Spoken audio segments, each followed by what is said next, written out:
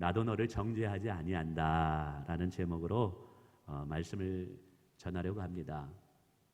근데 제 개인적으로 요한복음을 읽으면서 가장 충격적으로 다가왔던 이야기는 오늘 본문의 내용입니다. 돌에 맞아 죽어야 할 가늠하다 잡힌 여인을 향해서 예수님이 나도 너를 정죄하지 아니한다, 다시는 가서 죄를 짓지 말라, 이 말씀이 상당히 신선하고 충격적으로 다가옵니다. 아마 예수님의 제자들도 당시의 문화 속에서 이 가르침을 머리로는 이해할 수 있지만 마음으로 받아들이고 삶에서 이런 여인들까지 용서하고 용납하고 사랑해야 된다는 것, 이것이 쉽지 않았을 것 같아요. 오늘 우리도 마찬가지입니다. 과연 이런 여인이 우리 교회에 들어왔을 때 우리가 얼마나 비난하지 않고 판단하지 않고 정말 그를 사랑하고 용서하고 덮어줄 수 있을까? 이게 결코 사실은 머리로는 이해할 수 있지만 삶으로 이러한 사랑의 삶을 살아가는 것은 쉽지는 않은 것 같아요. 아마 그 이유 중에 하나가 하나님의 사랑을 이해할 때 대부분 나의 생각의 범주 안에서 하나님의 사랑을 이해하려는 성향 때문이 아닌가 생각합니다. 그런데 오늘 본문은 우리가 하나님의 사랑을 이해할 때 우리의 생각의 범주, 우리 생각의 범위를 벗어나서 복음의 은혜 안에서 형제 자매 지체들을 돌아봐야 한다라는 것을 우리에게 설명해 주고 있습니다. 그래서 저는 여러분에게 이 말씀을 묵상하실 때 당연한 것이지만 사람의 말이 아니라 하나님의 말씀으로 들려지기를 원합니다. 하나님의 말씀은 상대적인 진리가 아니에요. 절대적인 진리입니다. 상대적인 진리라는 것은 시대와 상황과 분위기에 따라서 그 윤리의 가치 기준이 바뀌어지는 것을 말해요. 그러나 하나님의 말씀은 절대 진리이기 때문에 2000년 전에도 이것이 주의 말씀이었다면 오늘 이 시대 우리에게도 적용돼야 할 진리의 말씀입니다. 그래서 이 진리의 말씀을 받아들일 때 우리가 하나님께 보일 수 있는 반응은 사실 순종밖에는 없어요. 순종. 여러분, 순종이 무엇일까요? 저는 그렇게 생각해요. 내가 지금까지 가지고 있던 나의 가치관, 이 가치관을 내려놓고 하나님이 생각하는 성경적 가치관으로 내 생각을 바꾸는 것이다. 오늘은 특별히 사람을 대할 때 우리가 어떻게 대해야 되는지를 알려줍니다. 기존에 내가 편견과 선입견으로 어떠한 잣대를 가지고 사람들을 대했다면 이제 그거 다 내려놓자. 그리고 예수님이 가르치는 그 가르침에 따라서 이제 사람을 대하고 사람을 섬길 수 있어야 된다. 할렐루야. 우리가 이런 마음으로 오늘 좀 열린 마음으로 말씀을 좀 들어줬으면 좋겠습니다. 오늘 내용은 이렇습니다. 예수님께서 성전에서 말씀을 가르치실 때 예수님을 시기했던 바리새인들과 서기관들이 간음하다가 현장에 붙잡힌 한 여인을 데리고 예수님께 온 거예요. 예수여 보소서. 지금 이 여인은 간음하다 현장에서 붙잡혔습니다. 모세 율법에 따르면 이런 여인은 돌로 쳐서 죽이라고 했는데, 자, 이제 당신은 어떻게 하실 것입니까? 라고 질문하고 있어요. 근데 이렇게 바리새인들이 이 상황과 문제를 가지고 예수님 앞에 나왔을 때 진리가 궁금해서 진리를 논하기 위해서 이 문제를 가지고 나온 게 아니라 6절에 보니까 예수님을 시험해서 예수님을 올무에 걸리게 하기 위해서 이 문제를 만들어서 가지고 나왔다라고 설명하고 있어요. 그러면 왜 이러한 질문이 예수님께 올무가 될 수 있느냐? 자, 이 사람들이 예수님께 묻습니다. 자, 돌로 칠까요? 아니면 용서하고 보낼까요? 그럼 두 가지 대답밖에 없어요. 하나는 그래, 모세 율법대로 돌로 쳐 죽여라. 하나는 용서해주고 풀어주고 보내라. 자, 그러면 이 두 가지의 대답을 할 수밖에 없는데 이미 바리새인들은 어떠한 대답을 해도 예수님은 올무에 걸릴 수밖에 만들어 놓은 거예요. 가령 이것입니다. 예수님께서 그래, 모세의 율법대로 가늠하다 붙잡힌 이 여인은 돌로 쳐 죽여라 라고 말씀했다면 무슨 문제가 생길까요? 크게 두 가지의 문제가 생깁니다. 당시에 유대인들은 로마의 지배를 받는 속국이었기 때문에 사람을 죽이고 살리는 권한은 유대인들에게 없었어요. 근데 예수님께서 자 그럼 돌로 쳐 죽이라 그러면 예수님은 로마의 법을 어기게 되는 것입니다. 그럼 분명히 바리새인들은 돌로 쳐서 이 여인을 죽였을 거예요. 그리고 죽인 다음에 원인 제공자로 예수님을 들었을 거예요. 그러면 바로 예수님은 로마 병사에게 끌려가 감옥에 갈 수밖에 없는 상황이에요. 아주 난처한 상황입니다. 또 하나는 지금까지 예수님은 말씀하셨어요. 내가 이 땅에 온 것은 의인을 부르러 온 것이 아니라 죄인을 구원하러 왔노라. 그래서 예수님은 지금까지 죄인들인 창녀와 세리와 고아와 가부의 친구가 되어주셨어요. 그리고 계속해서 지금까지 사랑에 대해서 이야기해 주셨어요. 근데 지금 이 여인을 돌로 치라고 얘기하면 지금까지 예수님이 사역하고 가르쳤던 모든 것과 반화가 돼요. 반대가 되게 돼요. 그러면 지금까지 따르던 수많은 사람들이, 특별히 지금 주님을 따르는 사람들이 누구냐? 부자들이 아니에요. 지식인들이 아니에요. 못 배운 자들, 가난한 자들이에요.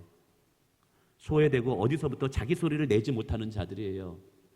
지금까지 예수님이 사랑에 대해서 얘기했는데 그냥 돌로 치라라고 얘기한다면 분명히 예수님을 따르는 수많은 사람들은 실망해서 예수님을 떠나게 될 것이라는 것이죠. 바로 바리새인들이 원했던 것은 이거예요.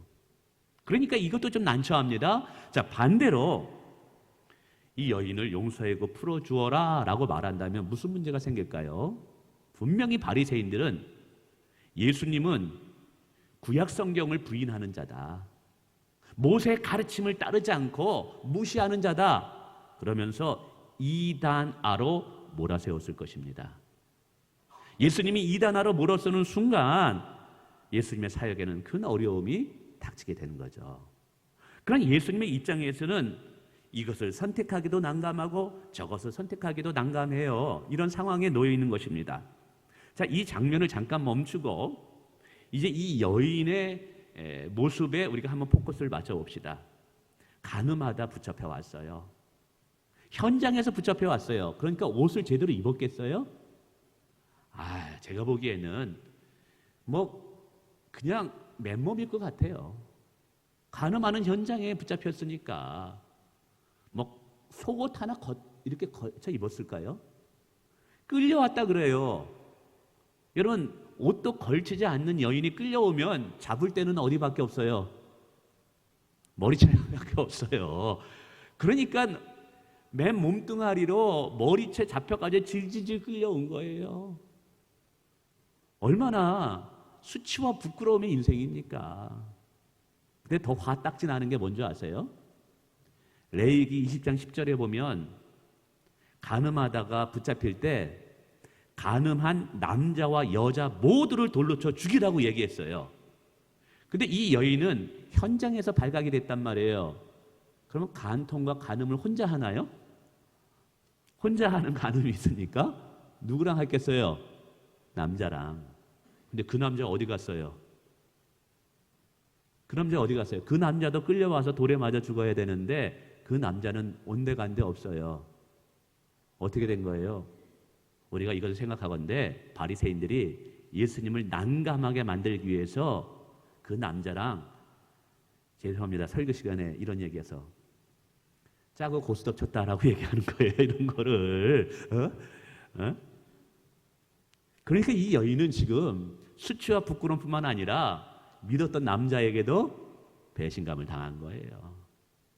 이제 질질 끌려옵니다. 옆에서 소리가 함성이 들립니다. 야, 저 더러운 여인 돌로 쳐 죽여라, 돌로 쳐 죽여라.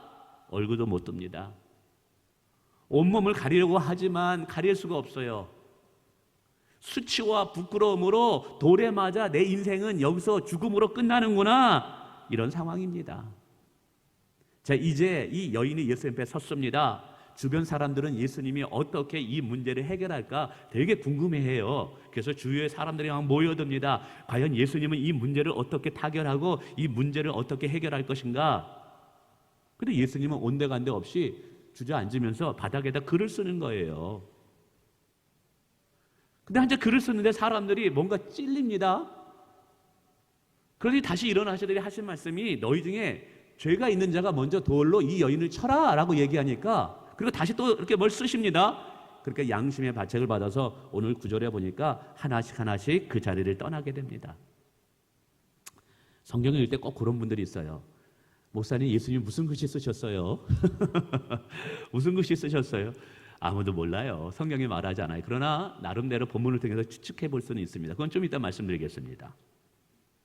이제 예수님과 여자만이 남았습니다.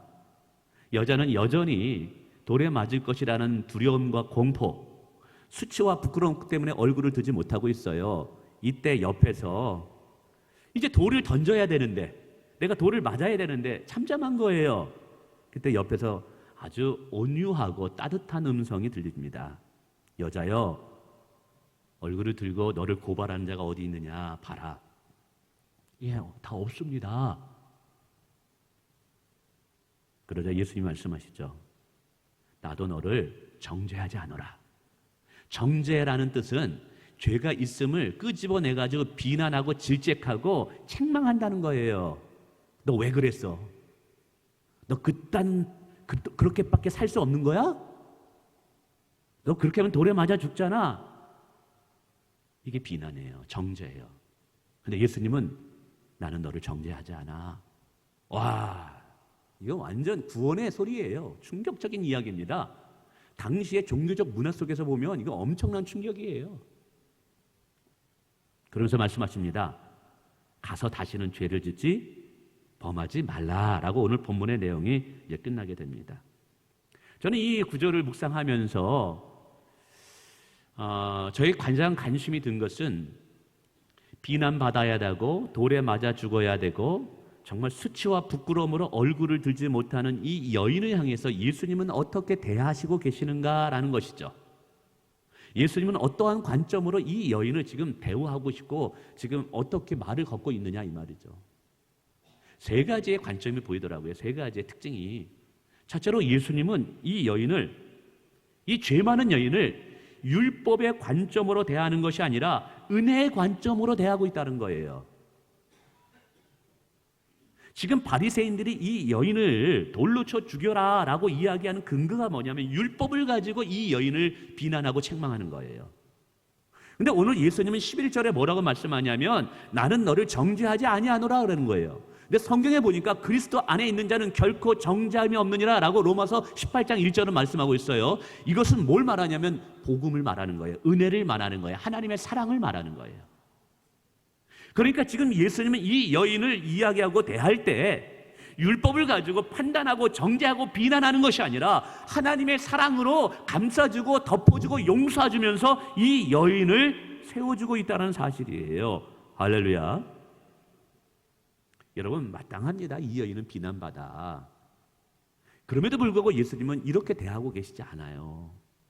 우리는 이것을 통해서 누군가를 대할 때, 사람을 대할 때 두 가지의 방편으로 사람을 대할 수 있다는 걸 깨닫게 됩니다. 하나는 율법이라는 관점으로 그 사람을 대하는 관점이 있어요. 대하는 방법이 있어요. 율법으로 그 사람을 대한다는 것은 율법의 특징은 뭐냐면 죄를 드러나게 하는 거예요. 죄를 고발하는 거예요. 그 사람을 판단하고 비난하는 거예요. 너 왜 그따위밖에 못해? 내가 그렇게 하지 말라 그랬잖아. 넌 왜 그 모양이야? 그 사람의 죄를 계속 드러나면서 그 사람을 판단하고 비난하는 거예요. 이게 율법의 접근적인 사람 관계 맺음이에요. 또 다른 하나는 예수님이 보여주신 은혜의 법으로 사람을 대하는 거예요. 비난받아 마땅해요. 잘못했어요. 실수했어요. 그럼에도 불구하고 오늘 예수님은 사랑으로 덮어주고 있어요. 다시 믿어주고 있어요. 다시 기회를 주고 있어요. 그것이 예수님이 이 여인을 대하는 모습이었다라는 사실이죠. 근데 여러분 아십니까? 이것이 바로 저와 여러분을 대하는 예수님의 모습이라는 사실입니다. 이것이 우리에게 은혜가 되는 거예요. 여러분, 교회가 살아나고 가정이 살아나고 직장이 살아나는 방법이 무엇인지 아십니까? 율법을 가지고 사람을 대하면 다 죽어요. 성경은 말합니다. 율법은 죽이는 것이래요. 우리를 살리는 것은 은혜라고 말합니다.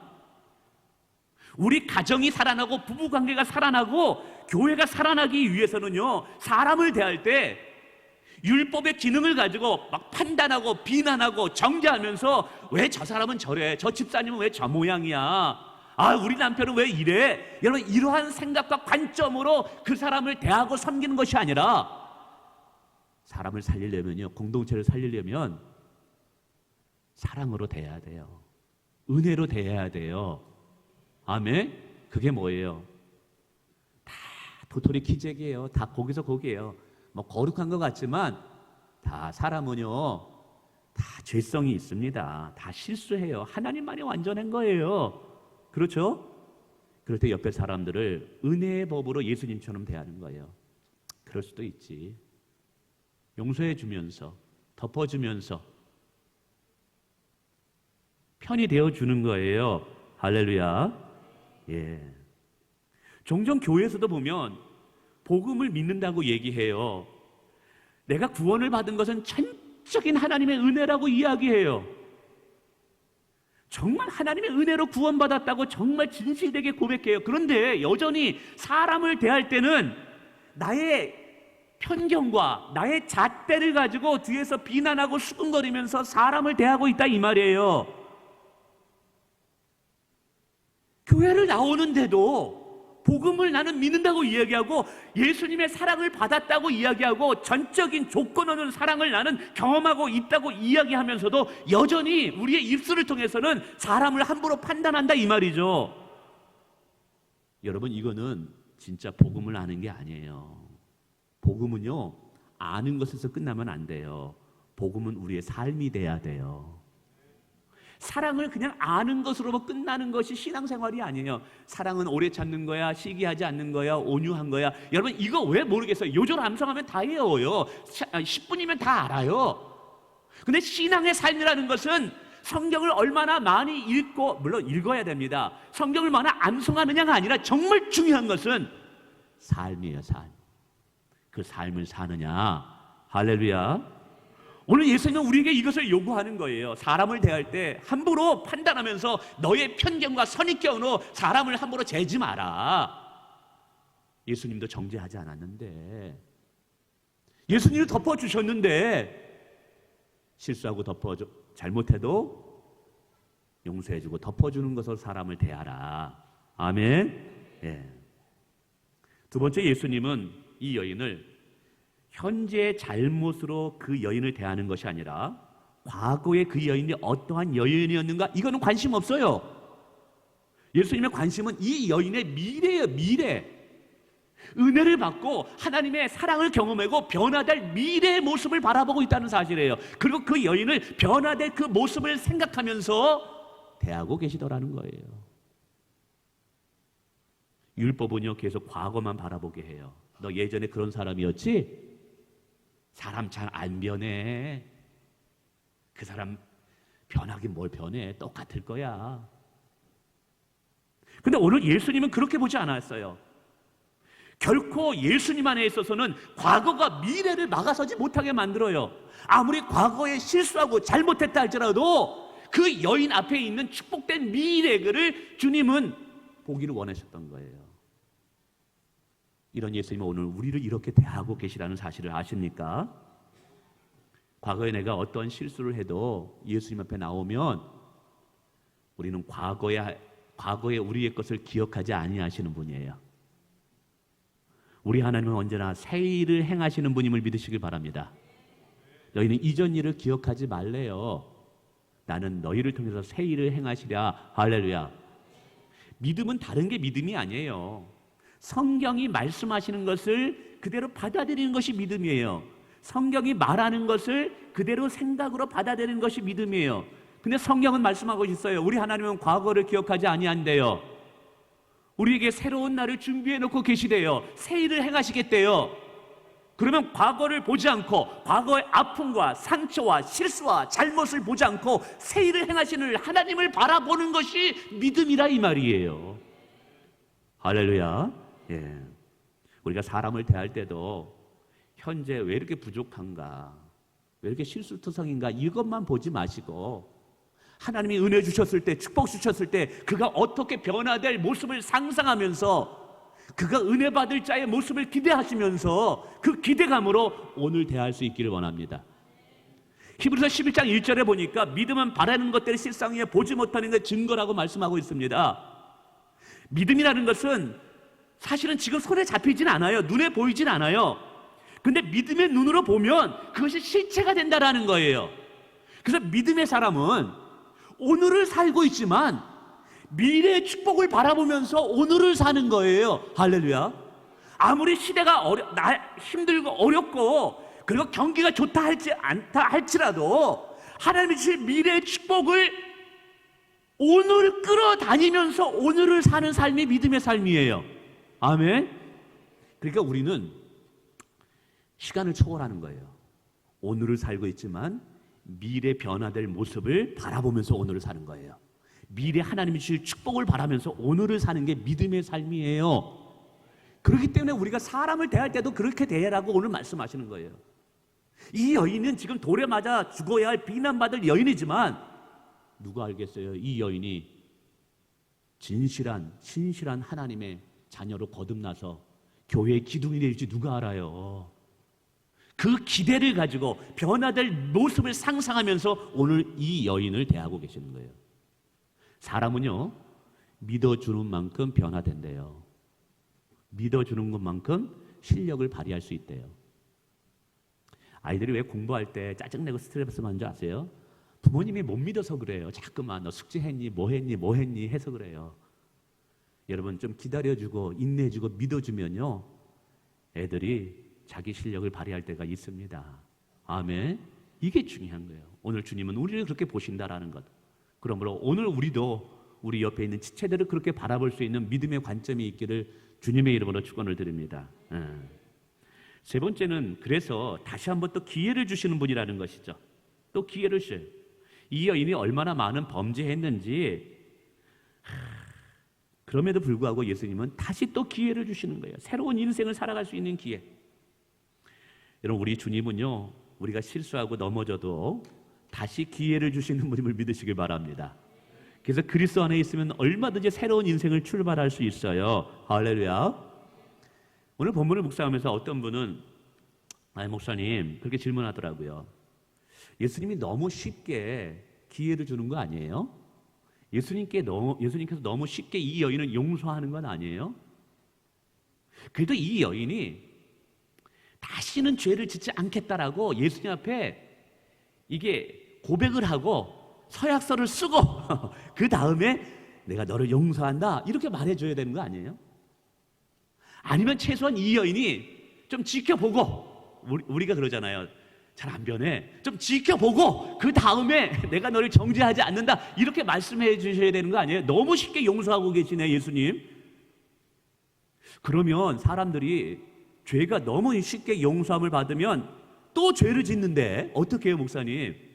그런 분들이 있어요. 목사님 어차피 예수님이 용서해 줄 거 뭐 또 죄도 무슨 상관이 있어요? 이렇게 말하는 분들이 있어요. 이제 어차피 회개하면 용서받을 건데 뭐 또 죄 져도 무슨 상관이 있어?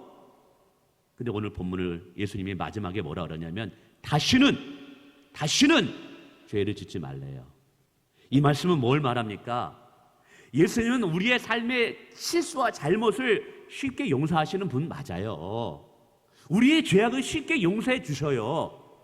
그러나 쉽게 용서한 죄악을 가볍게 여기지는 않는다는 사실을 기억해 주셨으면 좋겠어요. 우리의 죄를 쉽게 용납하시지만 우리의 죄를 가볍게 여기는 분이 아니에요. 우리의 죄를 용서해 주시기 위해서 당신의 생명을 십자가에 버리셨잖아요.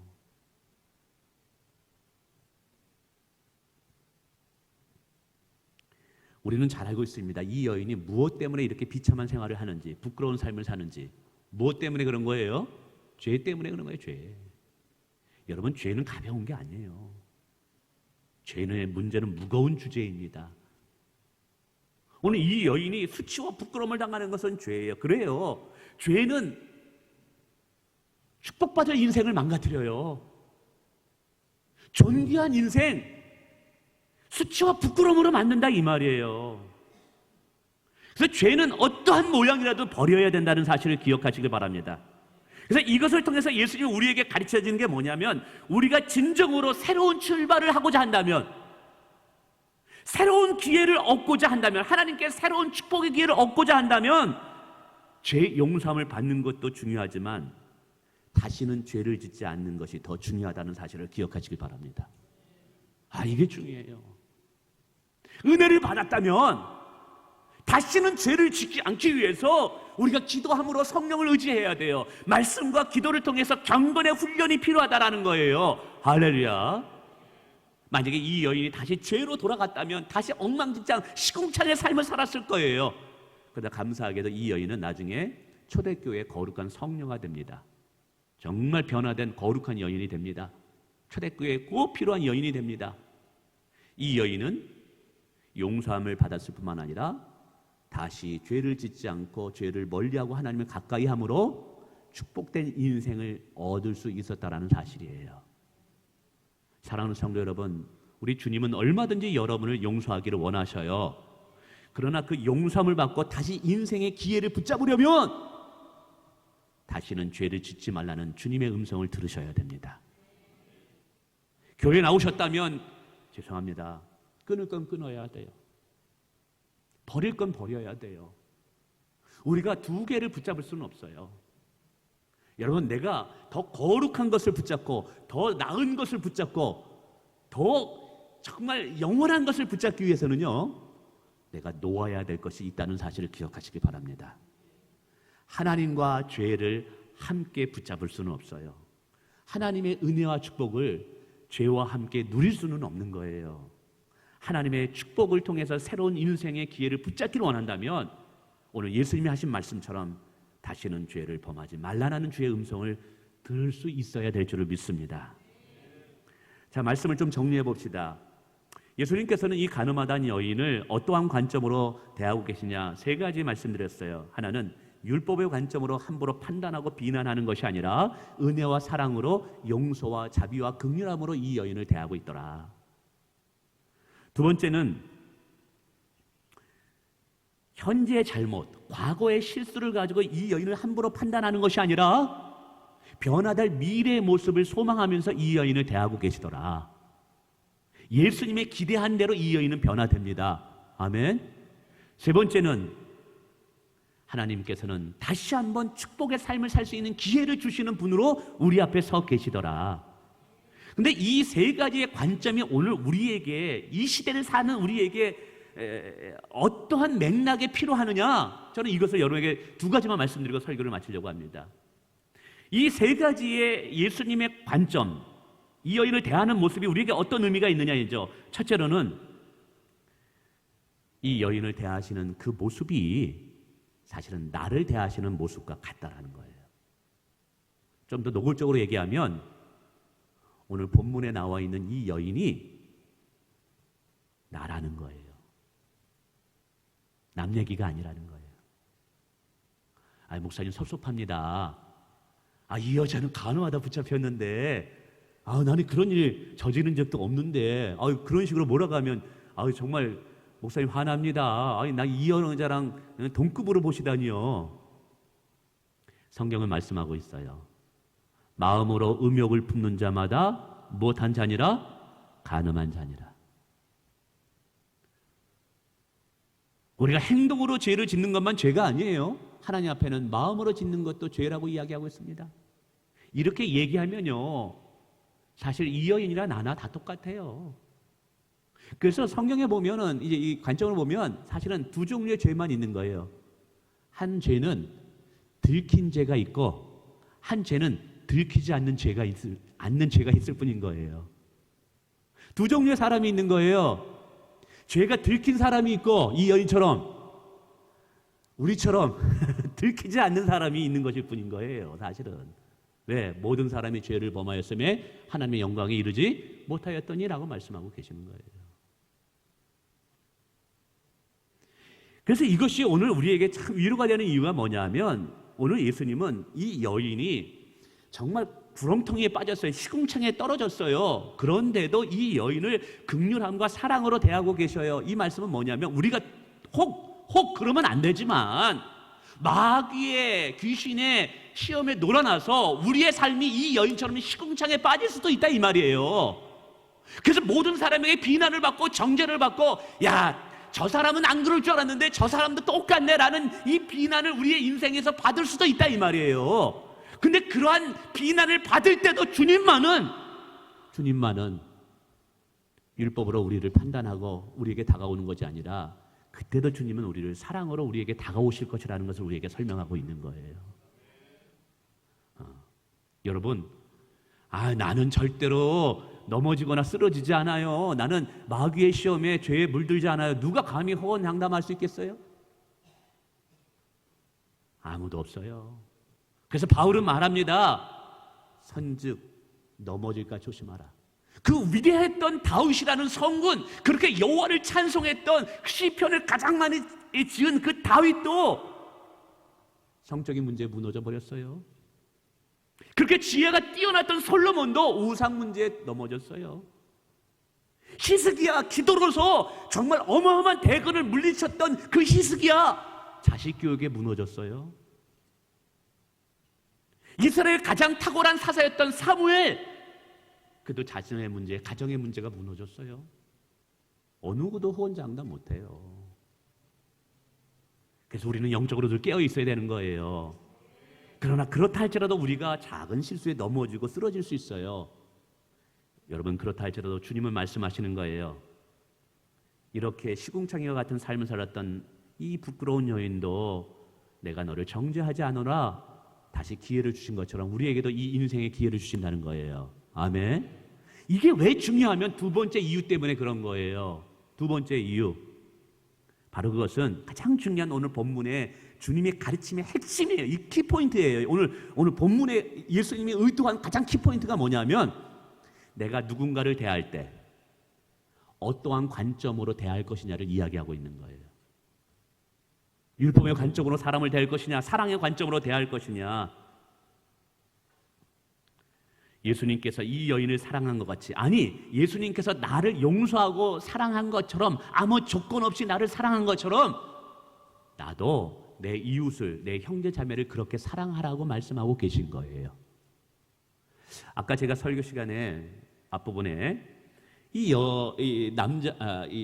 예수님이 무엇을 쓰셨을까 궁금하죠? 그래 물어봤잖아요. 뭐 때문에 이 사람이 찔림을 받아가지고 이 사람들이 다 돌아갔을까? 저도 궁금했어요. 그래서 여러 학자들의 의견을 이렇게 찾아봤습니다. 도대체 예수님이 앉으셔서 무엇을 썼길래 돌로 치려는 사람들이 다 돌을 내놓고 다시 이렇게 양심의 가책을 맞아서 돌아갔을까? 정답은 없어요. 근데 가장 적절한 해석이 본문에 따르면 9절에 이들이 양심의 가책을 느꼈대요. 그러면서 예수님이 죄 있는 자는 도로 치라서니까 이들도 다 죄가 있다라는 거잖아요. 그죠? 그래서 예수님께서 뭘 쓰셨냐? 아예 극단적으로 표현하면 이겁니다. 자, 돌을 들려는 옆에 어떤 사람이 서 있어요. 그 앞에서 글을 씁니다.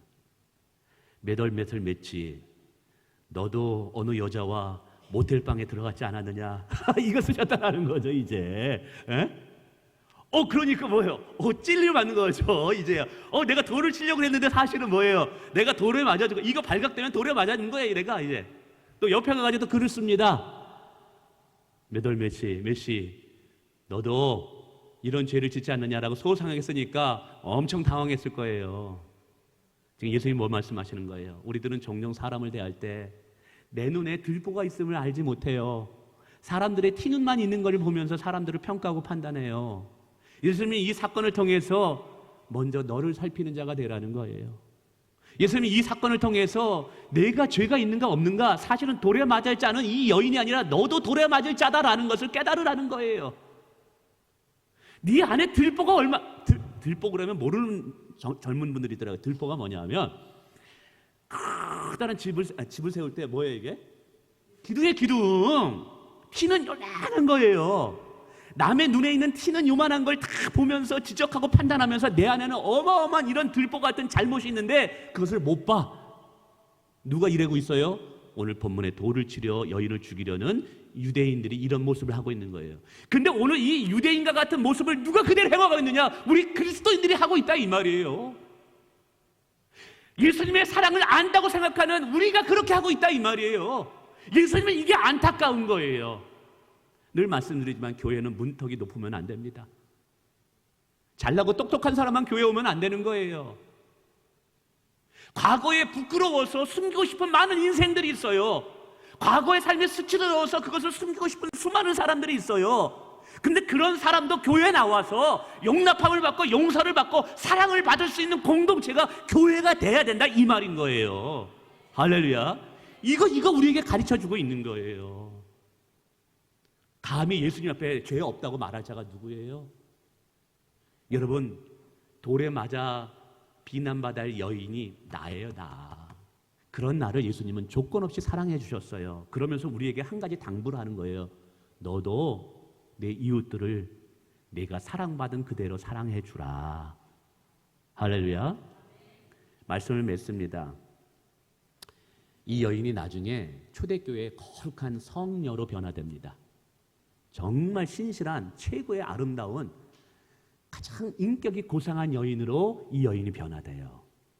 근데 그 시기에 교회는 여전히 핍박을 받고 있었기 때문에 세상의 부유한 자들, 돈 많은 자들이 교회에 전도돼서 오는 게 아니라 창녀와 세리와 가난한 자들이 교회에 들어오게 됩니다. 그 중에는 몸을 팔던 여인들도 교회에 들어오게 됩니다. 자, 몸을 팔던 여인이 예수님을 믿고 새로운 삶을 살겠다고 교회에 들어왔어요.